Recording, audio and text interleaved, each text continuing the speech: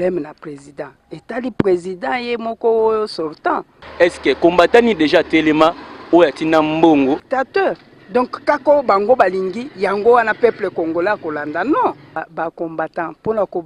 ko combattre ba peuple congolais ou bien pour ko bunda pour na mboka na biso. Bozo kende ko sala botombo kikuna bokomi ba voyou bien c'est quoi ça? Balindenga betaki wana donc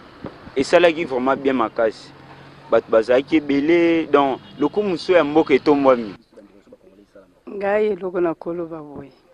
Ba combattant finalement ba combattant pour ko combattre ba peuple congolais ou bien pour ko bunda pour na mboka na biso parce que bango bazo kende kuna pour na koluka tout comme bango pe bakendaki kuna pour na koluka eza mboka na bango te pour na nini ba obanda ko indisposer baninga bazo kende pe pour na koluka ceux qui baza na problème na président et le président est moko sortant et taliba musicien te bango baza ba artiste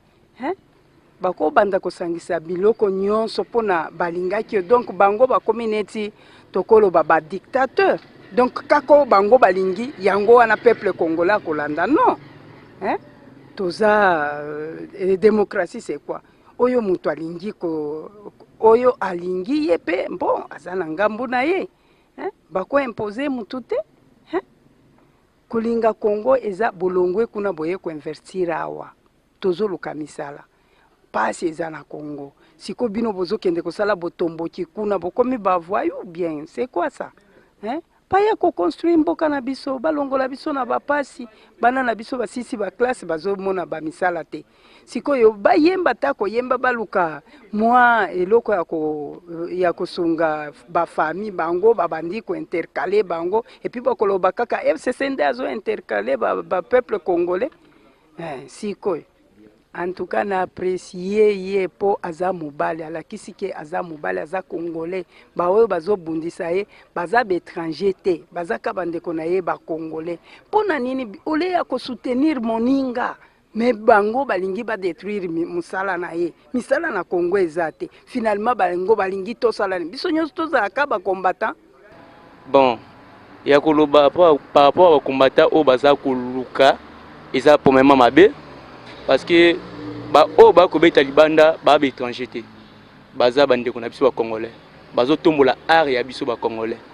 ngana zala nga musicien te na technicien ajustage mais le lolo pe ba ko benga nga pe na ke ko sala moi art moko libanda bango ba ko combattre ngai parce que na ko sala art mais non alors na conseil na ngai za pa bande ko o ba combattre baza libanda mboka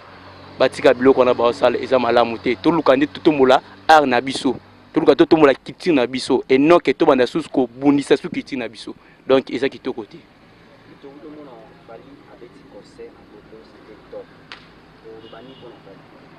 bon à propos Fali aza félicité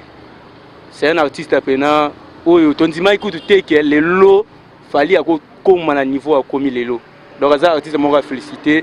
donc nzamba terra lobo ko ninga zokende c'est un peu ça.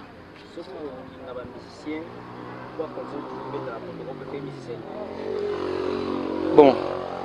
nga nazana un président chrétien, mais préférence il y a musicien au bazo beta solo bi que profane na bango nyonso bon préférence ndenge fala zo beta baninga pe obatika lipe balanda ye et ça peut bien. Merci. Bon ngana tuna question pa ba combattant. Bango bazo pekisa ba musicien ba beta musique libanda mboka que aussi posa que ba guerre eza na ngambo ya beni. Est-ce que combattant ni déjà tellement ou yatina mbongo aloba ke noto kangisa mbongo totina beni bazwa mbongo bakabula basumila mo ne fiska ta biloko kulia ne fiska tela mba kulata bango bazo combattre kaka ba musicien bango moko na déjà fana de que non alongo na mboko na poto na ayi ana kisasa non ata la conjonction ya mboka moto moko te alors batika biloko wana batika toza famille toza bandeko toko bomana te po bloc ezanga tina beni soki bitumba boya to sanga toko mabomo bomoko pomboka na biso itumbwa c'est un peu ça on a na posa ya ko bakisa bon nga komona nga Jani navani précisément na molende naza pa vi na nga na cabine bon d'abord ngai naza na nga domer na beta drum na église ba makambo wana lokolo lobi ke ezaka na musique donc en général toloba eza musique donc mpona ngai eza vraiment batika bamusicien na biso babeta na bango musique parce que musique wana ekoki koportele biso mpe un plus na mboka ekoki kopesa biso mpe barichesse misusu na musique kaka wana batika bango vraiment ta nde efali ndenge abetaki wana donc esalaki vraiment bien makasi bato bazalaki ebele donc lokumu so ya mboka etombwami ocomprendre parce que ntango bakombata bino bozosala mabe bongo bolinga te bakongole babeta kuna na poto donc bamindele bango mo bazomona bolingo entre biso na biso eza te parce que aomona yo ndeko na okongole aza posa abeta azwa mwa mbongo akotisa mbongo na kati ya poche na ye donc nesika na tokoloba eza mpona bongo baomona lokwa bamise so bakoma obeta kuna nde bakobénéficie bakoma bamillionnaire so ndeni batika bongo eza vraiment bien te donc ngai esalaki nga bien nde namonaki fali akende obeta kuna na bageze mawete barobine mundibu donc esalaki nga bien fort bon mpona ngai eza vraiment bien makasi nyoka longo aza nanu mokolo na musique donc ntango abeti bongo eza na bien makasi mpona baleki oyo baza na nsima bango mpe baya babanda obeta lokwa fali mpe deya fongoli nzela biso tu bango tu babanda obeta kaka esala bien makasi tosepela makasi c'est que musique il faut ezonga parce que taka so musique ezongi te donc esala fo makasi nde kaka batie pa bongo donc fo babetaka mpo musique na biso etombama lisusu ndenge ezalaka na kala. En tout cas nasepeli makasi mpona motuna bandeko bakombatana batika kosala ignorance ya komona kino basabotaka bandeko bakongole oyo bazolongwa awa kini bazokendaka kuna bamona bango neti baza soki bandenge no biso neti towita kini nde tokendaka kuna mpe lokwa bangulu yango kaka me lelo oyo soki ekomi keno bapesi yo mokanda okomi combattant oyo bana osabote sikoyo bandeko batikali kote omona bango neti bato moko baza na ntina non toza bato ya bakongole biso nyonso toza bana mboka tozala motu moko tozala social toyeba mpe pasi ya baninga lelo oyo ozosepela sikoyo okondima te mpe moninga mpe asepela lokwa yo tozalaka me bato botika bofongola nzela bao batikali fali ye wana tomoni ti asali mpe makambo mpe ya bien mboka mpe esepeli atomboli culture na biso totika mpe bafere mpe balanda bafabrigas tututututu tata na bango baigwe bakofi banani donc balandalanda mpo talaka culture na biso eza kokweya makasi apropo ya bino botika makambo osala wana toa biso na biso toa bana mboka siko mboka yango tokotombola yango ndenge nini soki bino bozopekisa baninga bakota kuna te yaka meme donc oyo nazalaki nango mposa nde yango wana totika nde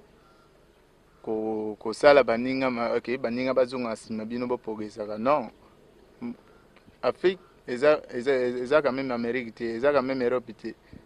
donc mpo mboka na biso etombola fo toya nde bamipanzi wana nde ekisala mpe keno biso mpe koto ta tozala koyiba mpe mayele mpe baninga koto mpe omona keno tosala mpe mwa eloko ya bien mboka etongwaka na social bao bazokite Afrique bazoya kuna bayo koyiba mayele ya kuna bao bazokite kuna bazoya koto bazoya koyiba mayele ya koto ozomona ke mboka na biso etongwama so bolingi kaka bino bokangamaka kuna bino bakangamaka kuna siko biso tokoyeba ndenge nini makambo ezoleka kuna bino mpe bokoyeba ndenge nini makambo ezoleka koto en tout cas nasepeli makasi na concert oyo fali asali donc toza na esengo ya trop toza na esengo vraiment ya trop tokosepela susu bawera bakota bafere bakota bafabrigas badeplique bao nyonso batikali wana donc esala déjà bien en tout cas nasepeli na bakombatant eloko bosalaki malgré ça eza nango mosala na bino mais na basansi wana te botika bana mai bakota sepela tv eye na makambo ya sika lisusu oyo basheni ya France eza na kati